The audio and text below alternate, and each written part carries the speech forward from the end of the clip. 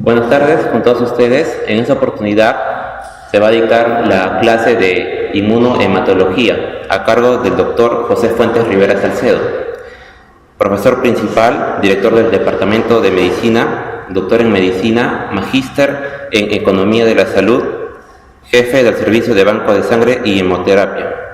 Reciban con fuertes aplausos al doctor José Fuentes Rivera Salcedo.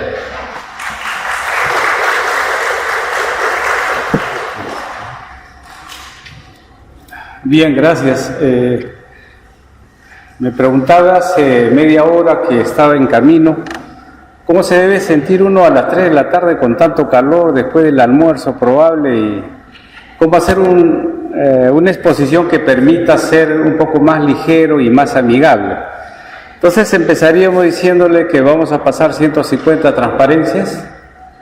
Espero que todos puedan dormir lo más placenteramente posible, de tal manera que esto sea lo más agradable. Hace una semana, una paciente que es O negativo fue a donar sangre.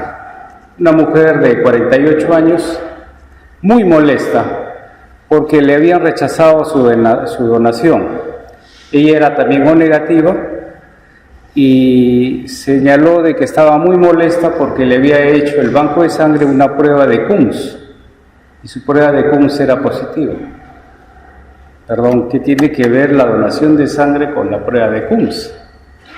Y eso es un buen motivo para entender que la inmunohematología tiene que ver en muchos campos. Normalmente los bancos de sangre no hacen las pruebas de Coombs a los donantes RH negativos. Pero se imaginan que ese paciente que hablamos de Coombs positivo significa que está sensibilizada. Y si esa sangre le colocan ustedes a un receptor, probablemente va a tener reacciones imprevisibles. Entonces, eso era. En el año 1955, una mujer en Estados Unidos tuvo un bebé que se murió con enfermedad hemolítica el recién nacido, es decir, la madre era O positivo y el bebé era O positivo. El papá ya no interesa, ¿no? Total. Era O positivo, entonces, ¿cómo se va a morir? ¿Cómo va a ser una reacción, una anemia hemolítica al recién nacido, un bebé que es O positivo y la mamá es O positivo? Entonces eso permitió comprender que había otros sistemas que también producían fenómenos de alergia y que podían matar al paciente. Entonces, todas esas consideraciones las vamos a revisar hoy día. Hay otro criterio que en neonatología se utiliza mucho. El bebé nace un poquitito amarillo y dicen ictericia fisiológica. ¿No han escuchado eso? Se le va a pasar, no se preocupen. ¿Será ictericia fisiológica o será un tipo de reacción transfusional? Entonces todo eso lo vamos a ver ahora en una revisión rápida. Voy a fijar algunos conceptos porque la idea no es hacer todo un curso. He estado tratando de leer el último libro que me han acercado de 450 páginas de inmunohematología, que encantado se los puedo hacer llegar. Me piden el correo, se los hago llegar y ustedes pueden proceder a leer también, como algo de valor agregado. Bien, cuando hablamos de inmunohematología estamos hablando básicamente de conceptos que tienen que ver con una especialidad que es parte de la inmunología y en las cuales hay mediación de antígenos y anticuerpos, pero que definitivamente van a dar trastornos hematológicos. Esto es muy importante en las reacciones transfusionales, pero también tiene que ver en lo que es reacciones no previsibles e inmunológicas. ¿Quiénes participan en las reacciones inmunológicas? 3 elementos básicos: glóbulos rojos, leucocitos y plaquetas. Cualquiera de los 3 pueden producir reacciones transfusionales. O sea, mejor dicho, no es que la plaqueta no se debe hacer prueba de compatibilidad, se tiene que hacer prueba de compatibilidad. No es que los leucocitos antiguamente se utilizaban para pacientes con aplasia. Hoy los leucocitos tienen un problema muy serio. Está proscrito la transfusión de leucocitos. ¿Por qué? Porque transmiten bacterias, virus y parásitos. ¿Se acuerdan ustedes? Mycobacterium, los macrófagos pueden englobar y pueden sembrar por células neoplásicas, etcétera, que son fagocitadas en algunos casos. Entonces, todo este sistema tiene un solo origen, aunque no lo crean, todos dependen de una célula que se llama la célula madre o stem cell. Estas células sanguíneas, la vamos a tratar de hacer un resumen bien simple para que entiendan. Si yo tengo una característica de tener el pelo lacio, significa que genéticamente puedo tener una carga digamos, de pelo ondulado, pero se expresa en el cabello lacio. Entonces vamos a hablar de dos lenguajes, fenotipo y genotipo. Entonces, la expresión de la membrana del hematíe, del leucocito y de las plaquetas son fenotipos.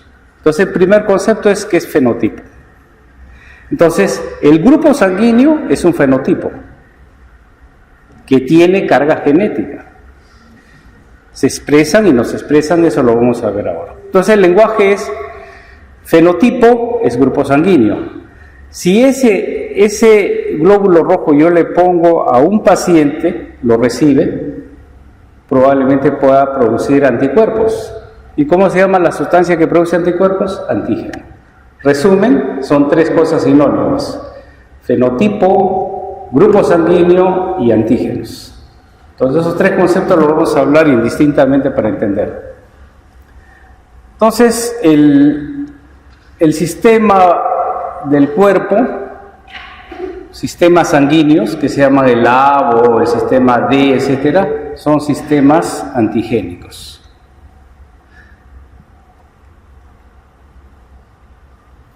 El antígeno, como sabemos, son moléculas básicamente que estimulan la producción de anticuerpos. Lo anecdótico es que el glóbulo rojo, 50% está constituido por proteínas. Por lo tanto, es altamente antigénico, no es muy elemental. Otro criterio que debemos recordar solamente cuando hablamos de haloantígenos es de diferente persona, pero cuando hablamos de autoantígenos, antígenos del mismo individuo. Es decir, por ejemplo, en el lupus eritematoso va a producir autoantígenos. Pero si a mí me transfunden sangre, estoy recibiendo haloantígenos. Solamente por definición práctica nos puede servir. Esto es una inmunoglobulina, un anticuerpo. Entender que no es una proteína, es una glicoproteína, que quiere decir que tiene una porción de carbohidratos, la porción FC. Estas inmunoglobulinas son, ya lo conocen ustedes, inmunoglobulina G, M, A, D, E. Esto es muy importante, la E, por ejemplo, para el diagnóstico de asma. La inmunoglobulina A, que es muy importante durante la lactancia. Y estos dos nos va a interesar. Esto es muy importante para los conceptos de inmunohematología.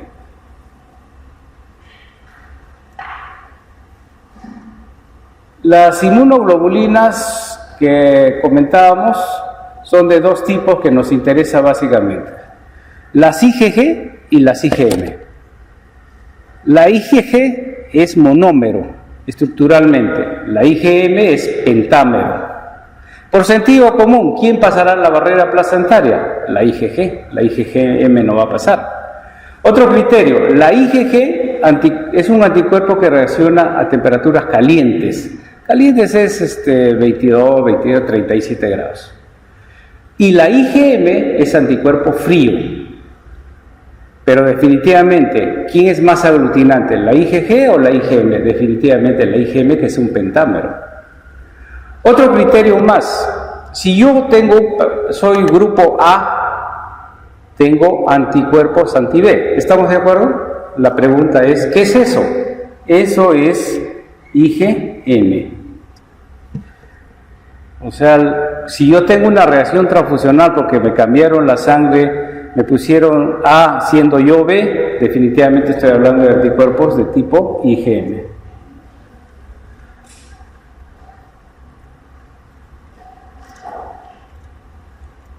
Este tipo de reacción antígeno-anticuerpo tiene diversos modelos, uno de ellos es el modelo de cerradura, que puede ser reversible en algunos casos, y en algunos casos reversible.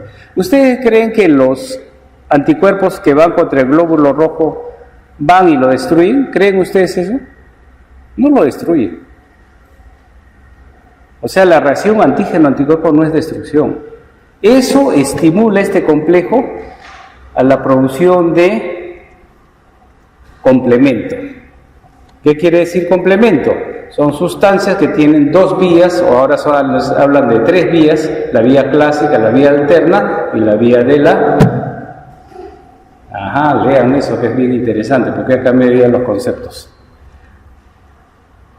Esta inmunohematología en el laboratorio lo podemos detectar por todos estos mecanismos: en placa, en tubo, en columna, en microplaca y en capture, o captura que le llaman.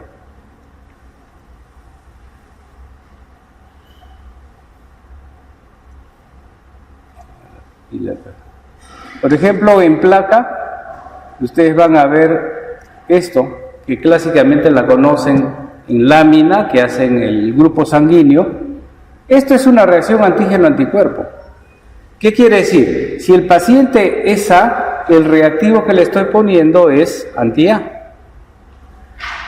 Por lo tanto va a aglutinar. Si aglutina con el B, quiere decir que los glóbulos rojos son B y están reaccionando con el anticuerpo anti-B. Eso es todo. Hay otra aglutinación que también se trabaja, es la aglutinación en tubo.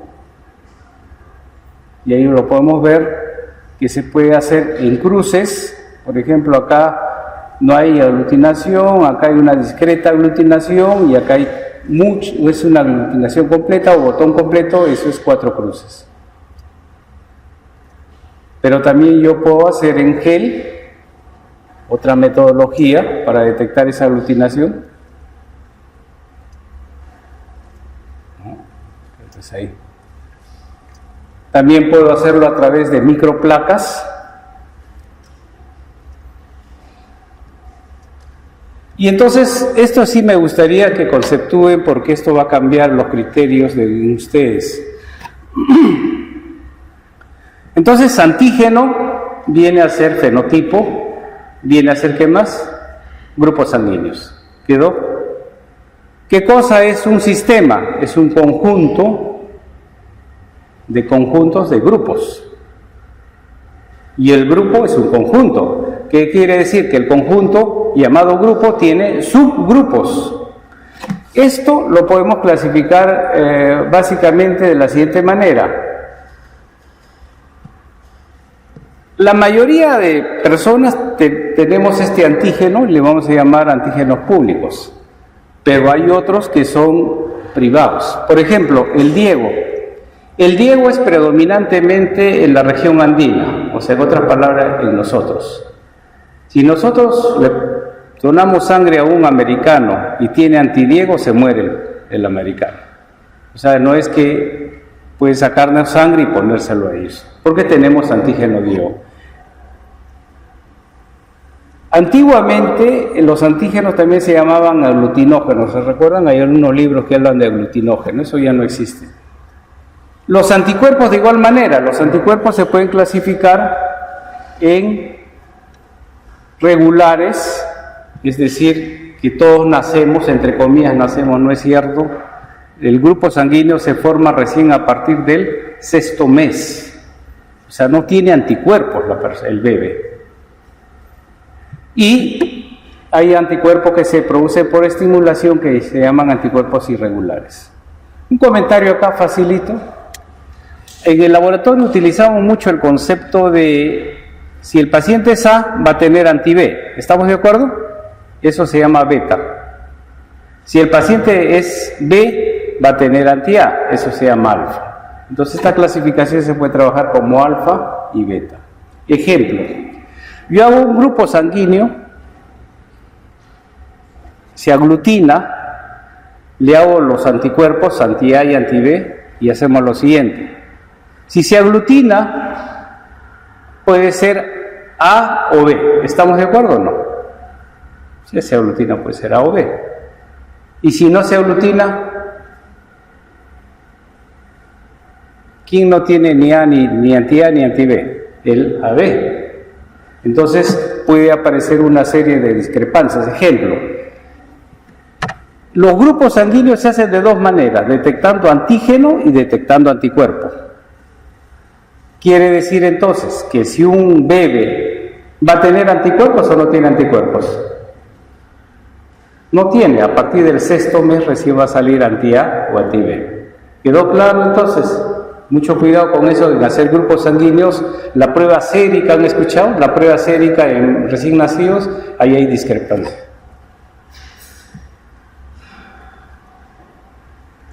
Y acá tenemos esta discrepancia. Por ejemplo, hago el grupo sanguíneo y me sale O. Alfa negativo y beta negativo. ¿Qué cosa es esto? Un recién nacido.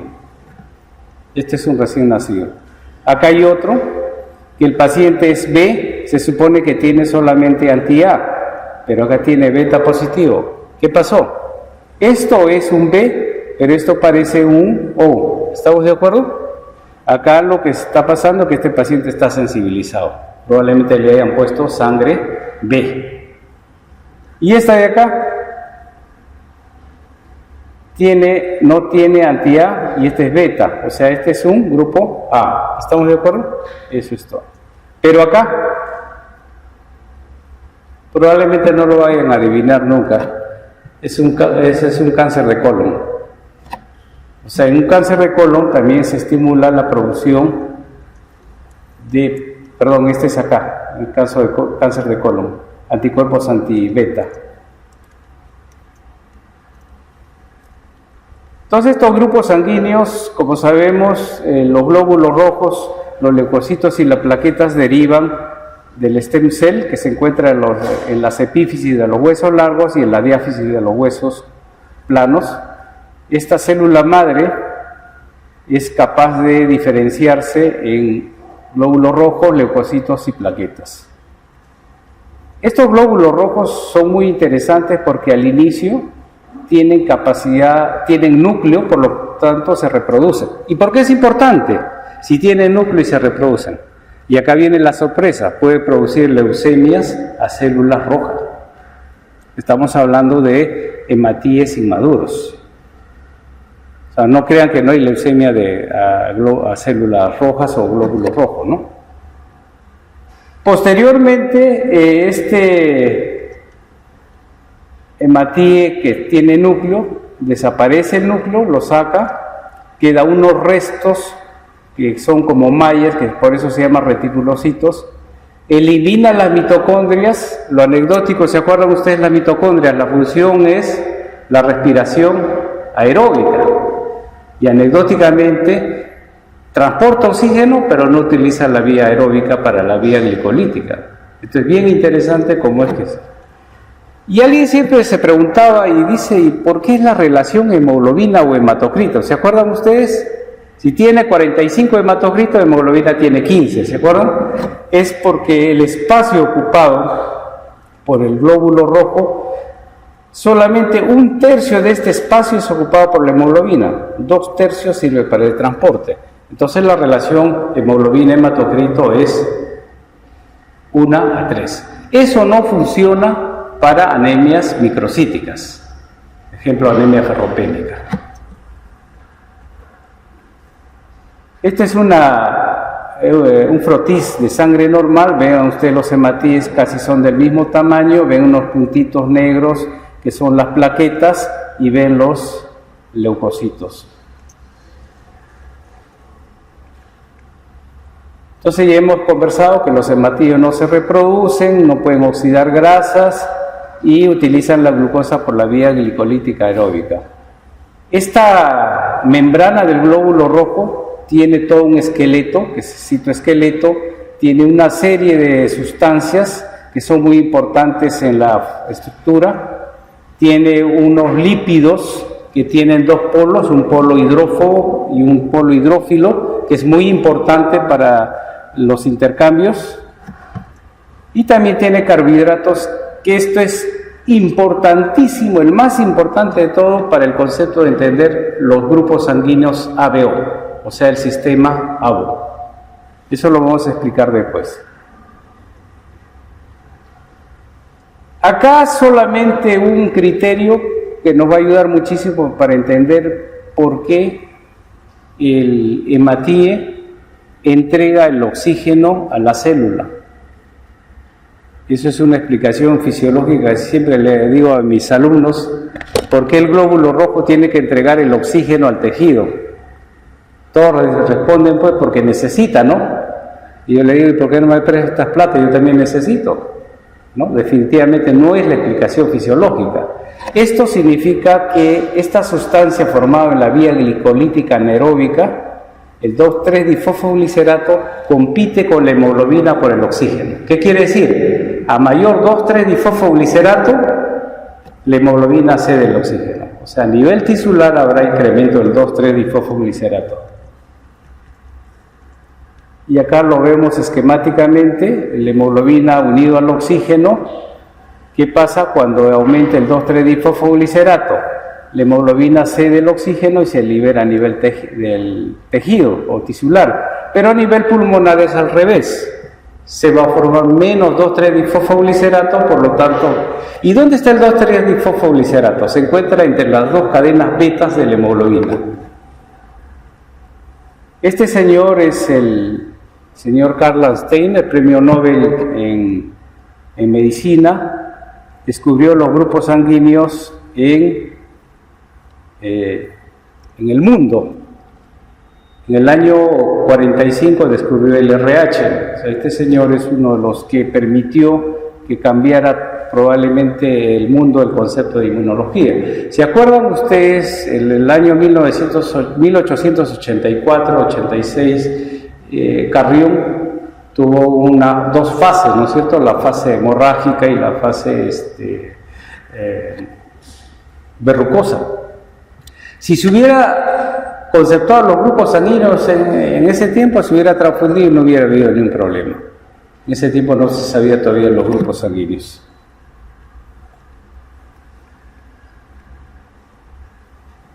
Para que un poco desengañarnos es que lamentablemente las universidades tienen un problema de enseñanza.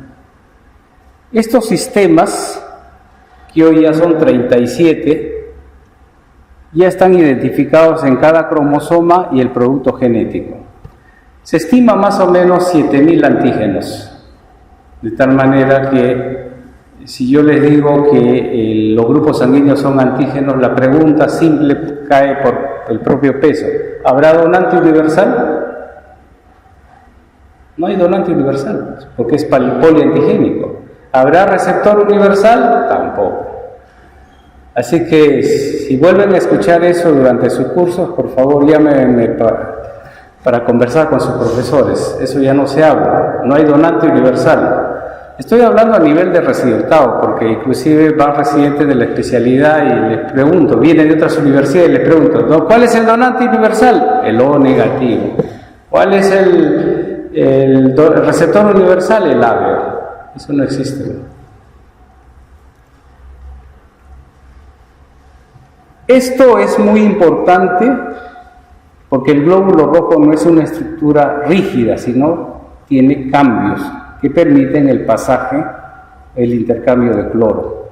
Significa que alteraciones enzimáticas pueden hacer que el glóbulo rojo tenga cambios y va a producir lesión de la membrana. Si se lesiona la membrana, es obvio que el hematíe se va a destruir.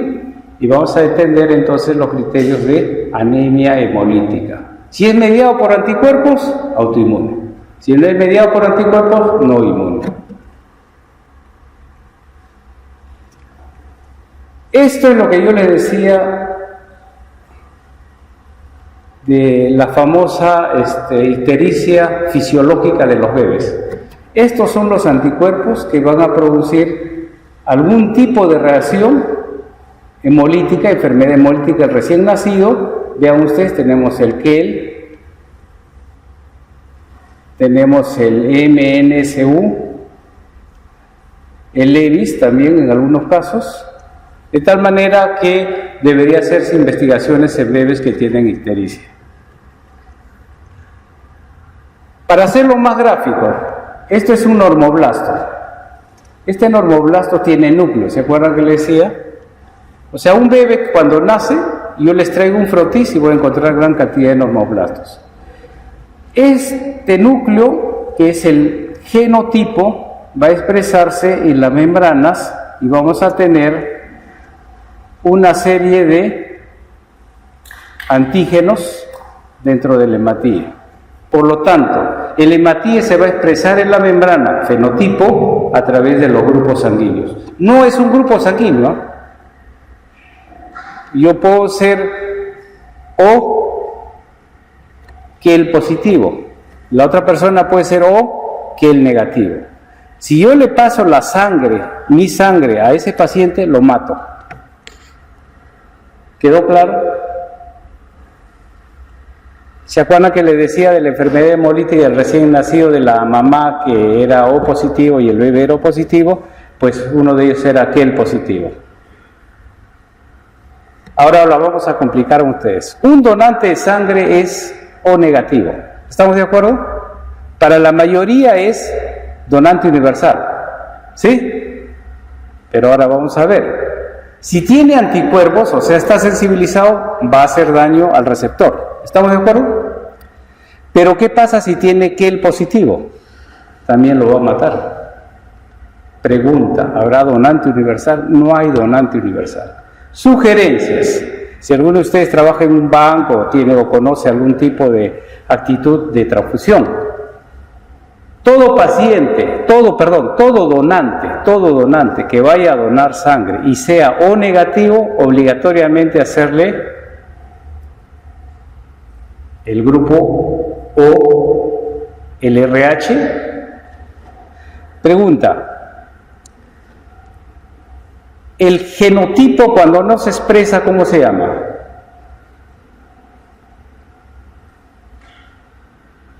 O sea, es un fenotipo débil. ¿Estamos de acuerdo o no? ¿Sí? Es un fenotipo débil. Entonces la pregunta es, ¿todos los RH negativos serán RH negativos? No. Puede que no se exprese adecuadamente. Para eso se hace la variante DU. ¿Qué es variante DU? Es aquello que nos expresa que es un RH positivo, pero que tiene poca expresión fenotípica. ¿Se entendió así? Ok, repitiendo. Un donante de RH negativo, primero hay que hacerle el grupo sanguíneo, que sea O o A, no sé. Luego tengo que hacerle, si es RH negativo, si sale D negativo, tengo que hacerle variante DU. Tercero, ¿qué tengo que hacerle? CUMS, ¿se acuerdan ustedes? Porque puede estar sensibilizado. Cuarto, KEL. Tiene que hacérsele KEL. Así que a todos aquellos que dicen que lo negativo le pongo, cuidado, se puede morir el paciente, ¿eh? Ya no hay donante universal. Y esto es estructuralmente los antígenos de la membrana del glóbulo rojo. Ven ustedes, acá hay un KEL, acá hay un ABO. ¿Dónde está el ABO? Acá está. Tengo un MNS, un KEL, un RH, el D, el Diego, Daffy, KIT, Cronborg, etcétera, etcétera. Entonces tenemos una serie, y esto, ¿se acuerdan ustedes? Cadena carboxilo, ¿cómo se llama? Es un aminoácido, pues. Estos son aminoácidos. A diferencia del ABO, que es un carbohidrato. Este sistema RH no es grupo RH, es sistema. Acá viene lo interesante que quiero que fijen. Si el paciente es A, va a tener anti-B. ¿Estamos de acuerdo? Si es B, va a tener anti-A. En RH no existe anticuerpos. O sea, si es RH negativo, no tiene anticuerpos anti-RH positivos. ¿Estamos de acuerdo? Si tiene, quiere decir que se ha sensibilizado. Y cuando hablo de sensibilizado, lo haría de la prueba de CUMS. Bien, este es el sistema RH. está formado por proteínas de C, mayúscula C minúscula y mayúsculas E minúscula. Cada proteína de estas tiene 417 aminoácidos. Entonces diría, pero ¿cuál es la diferencia? Si todos son iguales las proteínas. Bueno, eso ya lo saben en bioquímica ustedes, que es la posición de los aminoácidos. Por ejemplo, el C está en la posición 16, la cisteína, el C minúsculo, el triptófano, etcétera, etcétera. Entonces existe estructuralmente una diferencia entre esto. Este es el que les comentaba, el celano, ¿no? Hace unos meses vino un paciente, eso que estaban hablando del CIS era bien cierto, mucha gente que no era pobre se acerca a donar y se iba a hacer una cirugía cardiovascular. Para variar era el señor O negativo. Como ustedes saben, en nuestro país menos del 2% de nuestra población es O negativo. Es uno más o menos. Bueno, este señor trajo todos los familiares. Uno de ellos era una chica. Y durante la entrevista le dicen, bueno, usted sabe que para... Ya, ok. ¿Ha tenido relaciones sexuales? Y la paciente le dijo, ¿y a usted qué le importa? ¿Qué tiene que ver si yo tengo relaciones sexuales o no? Y usted diría, ¿qué tiene que ver eso? Tiene que ver mucho. Porque si se ha embarazado en algún momento, ha ingresado glóbulos rojos en el bebé, en la madre, y se ha sensibilizado. ¿Estamos de acuerdo? Un escándalo, llamaron a la prensa y todo. Ya, perfecto, ya, recibe. Se le recibe y sale CUS positivo. ¿Qué significaba CUS positivo? Que esa paciente había sido sensibilizada previamente. Ya, ni hablar, trajeron otro donante.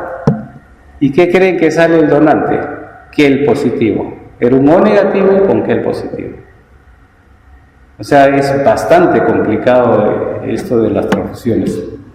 Este celano tenemos acá desde KEL 1, KEL 2 hasta el KEL 17 y ahí están estudiados cada uno de ellos, ¿no? Que no es el tema. La característica de este KEL es que el grupo amino se encuentra en el citoplasma, sale al exterior y regresa al citoplasma nuevamente. Los dos terminales son intracitoplasmáticos. Este labo es el que todos conocemos. Ya sabemos que el paciente si es A va a tener antígeno A y va a tener anticuerpos anti-B o beta, ¿se acuerdan que les decía? Si es B va a tener el antígeno B o anticuerpos anti-A o alfa. Y si es AB, pues no tiene tiene antígenos A y B, pero no tiene anticuerpos. Y si es O, no tiene antígenos, pero sí tiene anticuerpos anti-A y anti-B. Eso es lo que todos sabemos. Entonces habrá dos tipos de grupos sanguíneos para detectar grupos sanguíneos. Grupos globulares para detectar antígenos y grupos séricos para detectar anticuerpos. Necesariamente tiene que hacerse. Si no lo hacen, eso de la laminita, eso no sirve. Tiene que hacer estudios completos.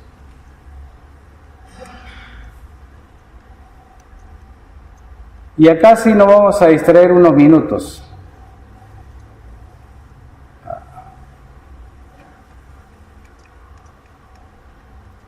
A ver, esto es genotipo y esto es fenotipo. ¿Se acuerdan que les había dicho? El fenotipo es el grupo sanguíneo. Si el paciente es fenotípicamente A, ¿qué quiere decir? Que genotípicamente puede ser AA o AO. ¿Quedó claro? Si es B, igual BB o BO y sale B. Pero ¿qué pasa si se casa un A con un B? ¿Puede tener un hijo O? ¿Estamos de acuerdo o no? Porque tiene la carga genotípica. ¿Estamos de acuerdo o no? Pero en el caso del AB, solamente puede tener hijos AB. En el caso del O, solamente puede tener hijos O. Pregunta: si papá es O, mamá es O, y el niño sale B, ¿qué dicen ustedes?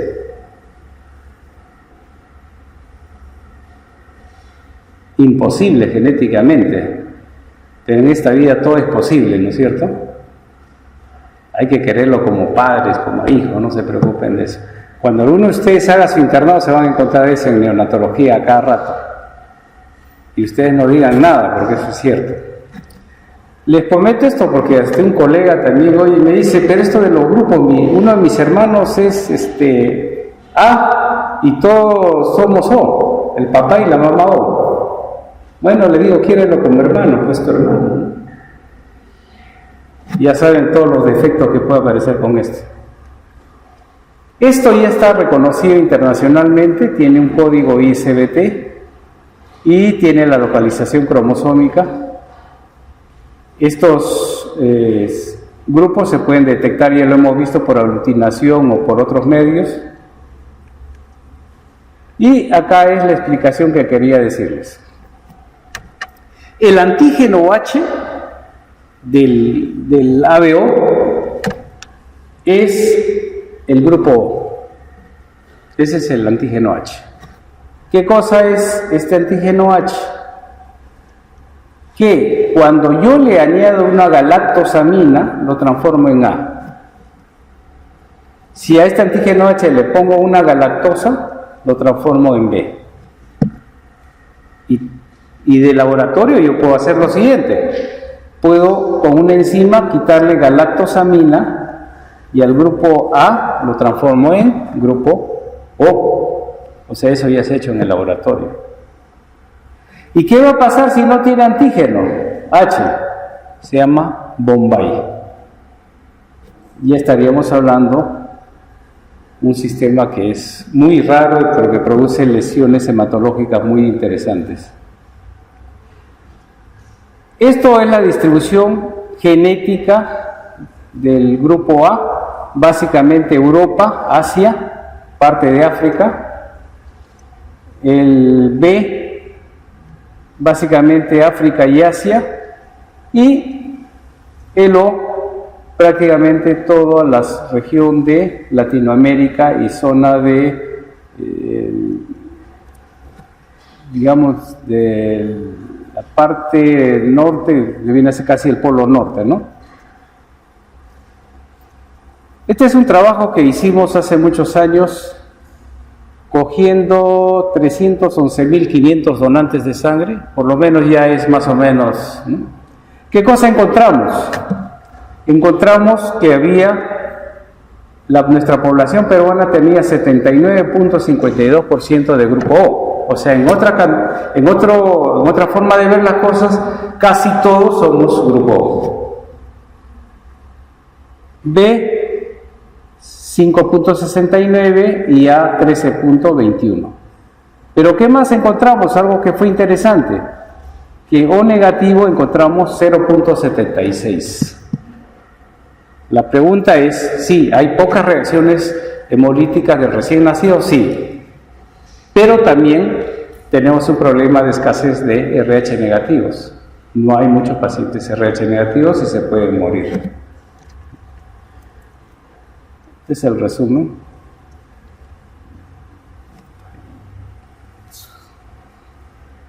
A las 4 terminamos, ¿no? Sí, exacto. Voy a tratar de correr. Esto es un resumen. Para entender algunos criterios lo voy a correr. La transfusión es un acto médico. ¿Qué quiere decir? Que ningún otro personal, incluyendo el interno, puede indicar una transfusión, solamente el médico. Entonces, si el doctor me ha hablado de que se producen reacciones transfusionales, entonces, ¿qué debo de hacer? Debo de hacer la prueba de compatibilidad. ¿En qué consiste la prueba de compatibilidad? En utilizar los glóbulos rojos del donante, antígenos, enfrentarlo al suero del paciente que tiene los anticuerpos. O sea, es una reacción antígeno-anticuerpo. Si se aglutina en el primer momento a temperaturas frías, ¿qué anticuerpo estábamos hablando? IgM. Si se aglutina a temperatura caliente, IgG. Y si le añade un poco de antianticuerpos, que es el CUMS, voy a tener las 3 fases. Entonces la prueba de compatibilidad tiene 3 fases. Fase fría, que detecta IgM, fase caliente, que detecta IgG, y la fase de CUM, que detecta anticuerpos incompletos. Y esto es muy importante. Es la carta de seguridad de la transfusión de sangre. Porque le va a decir, no, el paciente está grave, yo firmo autorizando que le ponga sin la prueba de compatibilidad. Si se muere el paciente, ¿creen ustedes que los familiares le van a agradecer? No, se van adentro, por si acaso. Esto es la sangre con sus componentes, plasma, glóbulos rojos.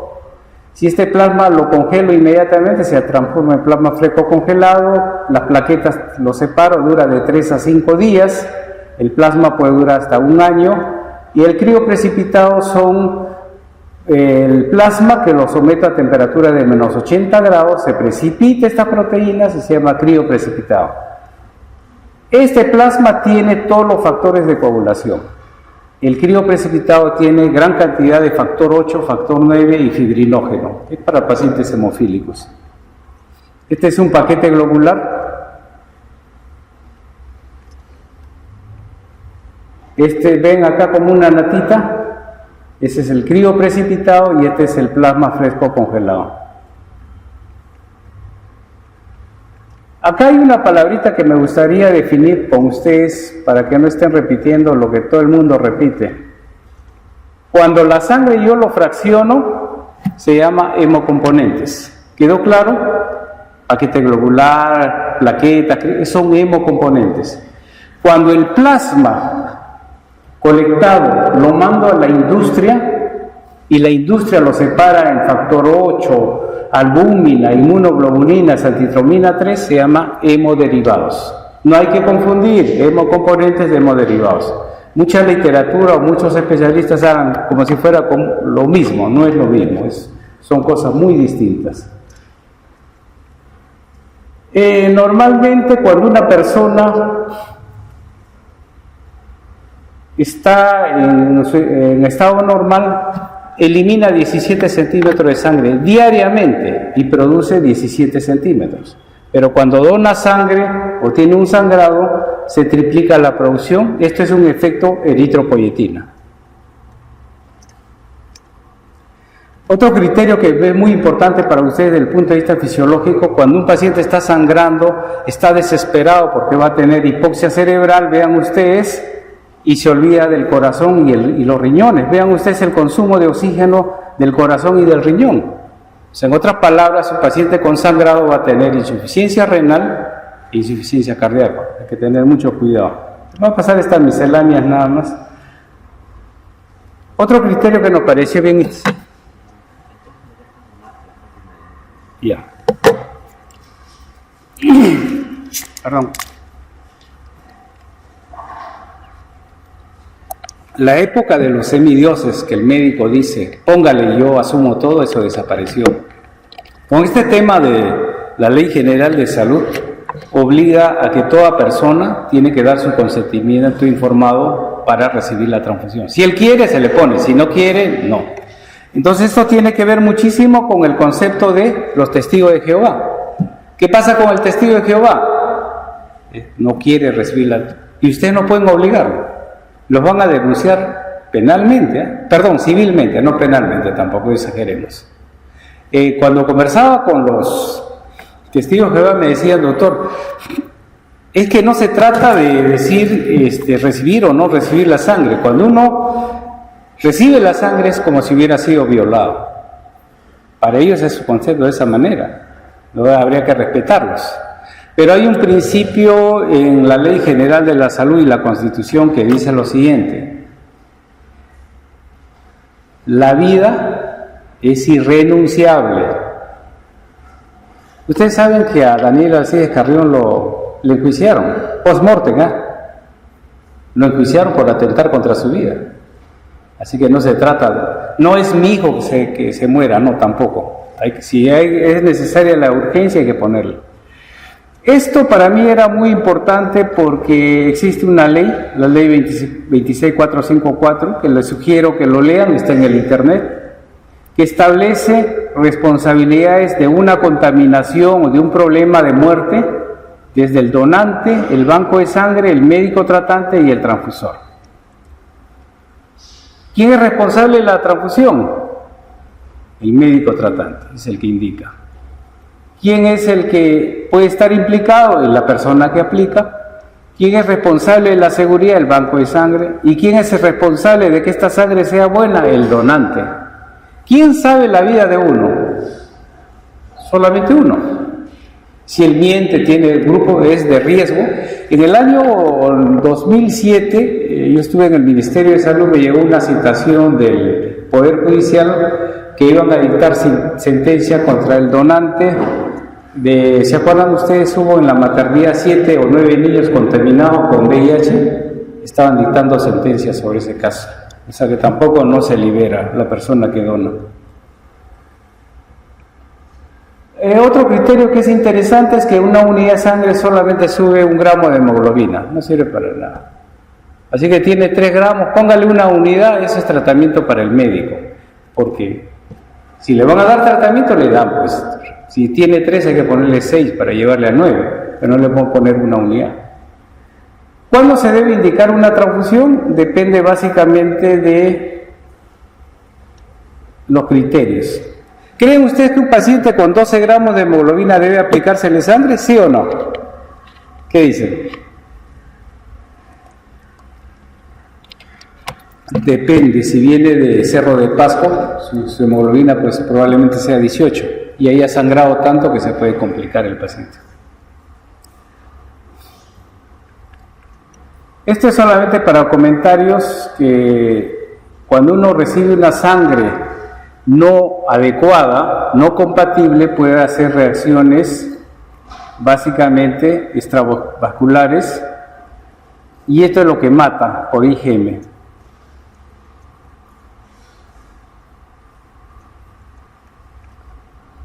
Y este tipo de reacciones también pueden ser de 2 tipos, intravasculares o extravasculares. La diferencia entre la intravascular sobre la extravascular es que la vía intravascular está mediada por complemento vía clásica, mientras la extravascular por la vía alterna. ¿Se acuerdan ustedes? C3b. Entonces, para terminar, vamos a hablar de un caso clínico que es muy importante. Esto es lo que están viendo ustedes. Este es un resumen clínico de lo que en fotos, si se quiere, cuál es la fisiopatología de esta enfermedad inmunohematológica llamada enfermedad hemolítica del recién nacido. Es la siguiente. Vean ustedes, tiene ascitis. ¿Estamos de acuerdo? Si hay ascitis, ¿se acuerdan ustedes? La presión oncótica está disminuida, o sea, la albúmina está en el suelo. Hay consumo de albúmina. ¿Qué más observan? Hay ictericia. ¿Qué significa la ictericia? Que los glóbulos rojos se están destruyendo y se está produciendo una anemia hemolítica. ¿Qué cosa hay? Palidez, es por la anemia hemolítica. También hay circulación colateral. Y en este caso este bebé ha fallecido y puede tener convulsiones. ¿Por qué? Porque la bilirrubina indirecta se impregna, que es liposoluble, se impregna en los núcleos basales y va a producir un cuadro neurológico que se llama convulsiones. Ahora lo vamos a ver en resumen. Estos son los nombres que les han dado. Estos casos fueron estudiados en Francia desde el año 1609. Se le llamaba hidropesia, icterius gravis, opistótonos, kernicterus, etc. Y Diamond habla ya de anemia hemolítica, eritropoiesis extramedular y eritroblastosis periférica, ¿no? Y así tenemos el mismo Landsteiner, en 1940, que descubre los antígenos RH, investiga y detecta cuál era la principal causa de esta enfermedad hemolítica RS.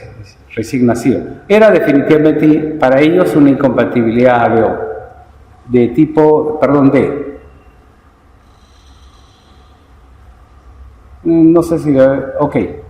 Pero ya con estudios posteriores se ha demostrado que la incompatibilidad no solamente es por D, o sea, RH, sino también puede ser por grupos menores que les había explicado. Daffy, Kell, Diego, Luterán, etcétera, etcétera.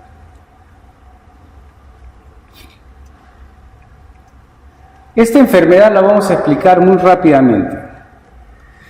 Cuando el bebé nace, hace una especie de succión la vena umbilical y sangre del bebé ingresa al torrente circulatorio de la madre, como ven ustedes acá. ¿Cuánto pasa? Se han hecho estudios que pasa de 0.5 centímetros hasta 15 centímetros. Si se acuerdan ustedes del hemograma, ¿cuánto hay por milímetro cúbico de glóbulos rojos? Por milímetro cúbico, no por centímetro, de 4 a 5 millones. Entonces quiere decir que está ingresando gran cantidad. Si la madre es RH negativo, van a ingresar, y el bebé es RH positivo, van a ingresar glóbulos rojos O positivo. Si habíamos hablado que la membrana era antigénica, ¿qué va a pasar? Estos antígenos van a estimular la producción de anticuerpos. Es obvio que el primer bebé no pasa nada, pero ya se sensibilizó, ya produjo anticuerpos. Estos anticuerpos, posteriormente en el segundo embarazo, se van a adherir a los glóbulos rojos. Este tipo de anticuerpos es IgG. Estos anticuerpos se adhieren a los glóbulos rojos del bebé y van a producir todo el cuadro clínico que hemos visto. Y es obvio que el bebé se muere. Cuando yo hablo de estos anticuerpos adheridos a los glóbulos rojos, se llaman glóbulos rojos sensibilizados. Y entonces el bebé va a producir, si se destruyen los glóbulos rojos en grandes cantidades, la médula ósea del bebé empieza a producir gran cantidad de glóbulos rojos. Y esto hace que tenga gran cantidad de normoblastos. Entonces, estas incompatibilidades que son de tipo ABO, madre recién nacido, se puede detectar a través de anticuerpos que se llaman la prueba de Coombs. Y eso es lo que vamos a revisar rápidamente. ¿En qué consiste esta prueba de Coombs? Es bien fácil. Cogen suero de un paciente. El paciente común y corriente, ¿qué cosa tiene? Anticuerpos. ¿Estamos de acuerdo o no? Ese suero que tiene anticuerpos le inyecto al conejo. ¿El conejo qué va a producir? Anticuerpos. Y eso se llama el reactivo de Coombs. ¿Qué cosa es un reactivo de Coombs? Es un anticuerpo. Entonces, la explicación es la siguiente. Si la madre o el bebé tiene glóbulos rojos con anticuerpos, o sea, glóbulos rojos sensibilizados, yo no los veo. Pero ¿qué pasa si le pongo el suero de Coombs? Va a ser un puente, ¿estamos de acuerdo? Y se va a aglutinar. Resumen, eso se llama test de Coombs directo. ¿Qué cosa es el test de Coombs directo? Es la identificación de glóbulos rojos sensibilizados. ¿En dónde se hace? En el bebé. La madre tiene anticuerpos que están circulando por la sangre, ¿estamos de acuerdo? ¿Cómo lo voy a detectar? Saco el suero de la madre, lo pongo frente a glóbulos rojos O positivo, y estos anticuerpos se van a juntar a los glóbulos rojos O positivo, esto es en el laboratorio, y voy a tener glóbulos rojos sensibilizados. Añado el reactivo de Coombs y voy a tener una aglutinación, y eso se llama test de Coombs indirecto. Resumen, el test de Coombs directo es para el bebé y el test de Coombs indirecto para la madre. ¿Se acuerdan de este primer caso? ¿Dónde está?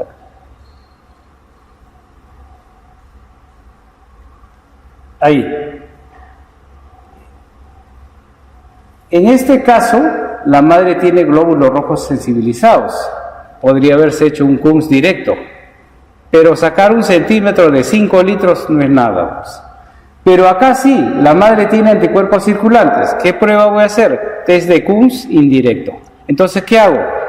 Durante la gestación voy haciéndole control y conforme se va incrementando me está diciendo que el paciente, el bebé, va a tener complicaciones probablemente por mayor producción de anticuerpos.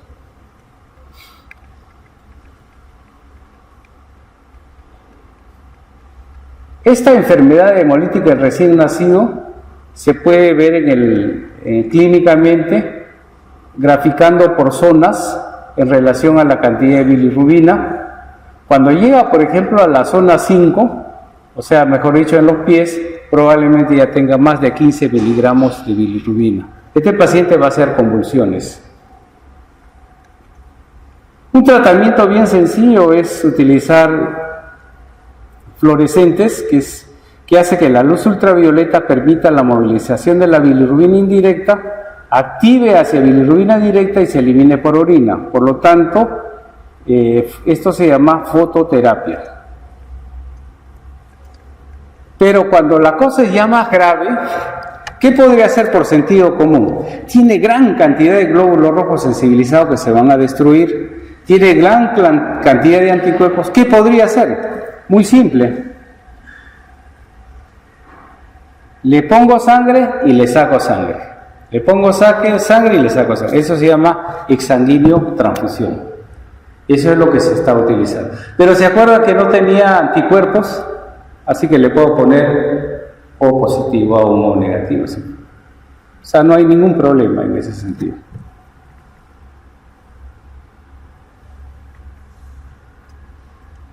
Aunque no crean ustedes, la toma de muestras se puede sacar de cordón umbilical intraútero, se puede hacer inclusive exsanguíneo transfusión intraútero, y eso es más o menos lo que quería darles para que vean que hemos hablado solamente un 10% de la inmunohematología. Hablaríamos de las reacciones transfusionales, hablaríamos de las anemias hemolíticas autoinmunes y una serie de síndromes. Solamente un comentario final. Hay mucha gente que piensa que transfundir la sangre fresca es mucho mejor que la sangre guardada. Si ustedes transfunden sangre recién extraída, hay linfocitos B. Esos linfocitos B se pueden sembrar en el receptor. Si se siembran en el receptor, van a producir anticuerpos y van a matar al receptor. Y eso se llama el síndrome de Westphal versus injerto.